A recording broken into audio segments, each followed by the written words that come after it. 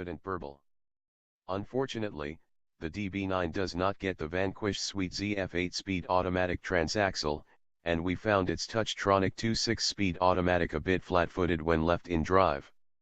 To arouse the GT and indeed, anyone inside it, simply press the sport button located on the console, at which point a raucous driving character far closer to that of the more extreme Vanquish emerges.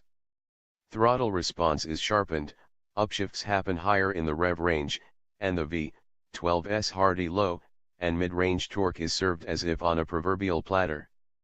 Keep that right foot buried and you're likely to emerge with the seat stitch marks firmly embossed on your backside.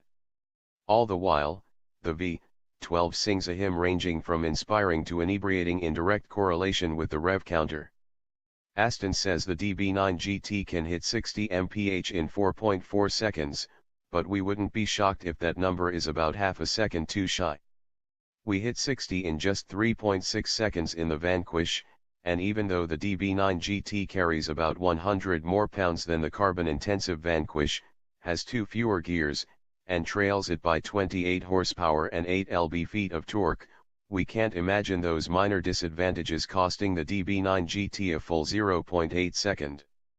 In any case, the DB9 feels faster than Aston says it is. But to say the DB9 GT is merely fast in a straight line is to say that James Bond is merely a good shot. The DB9 GT's chassis is surprisingly alert.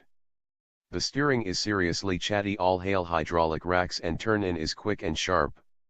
For all its elegance, the DB9 GT is quite firmly sprung, the sport suspension setting in particular very much so you'll be shaken, not stirred, so we suggest using that only on the track.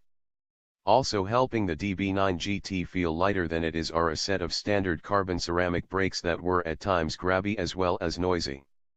In the DB9 GT's $202,775 neighborhood, there are several other compelling sports cars, namely the revised Porsche 911 Turbo S, the new second-generation Audi R8 V10, and on the entry-level exotic side, the sensational McLaren 570S and the Lamborghini Huracan LP580, too. What this car offers over all of those is a sparkling, naturally aspirated V12, its immortal styling, and last-of-its-kind collectability. Aston has had plenty of time to determine the DB9's evolutionary path, and the GT certainly is the most evolved of all DB9s, as well as a fitting capper to the line.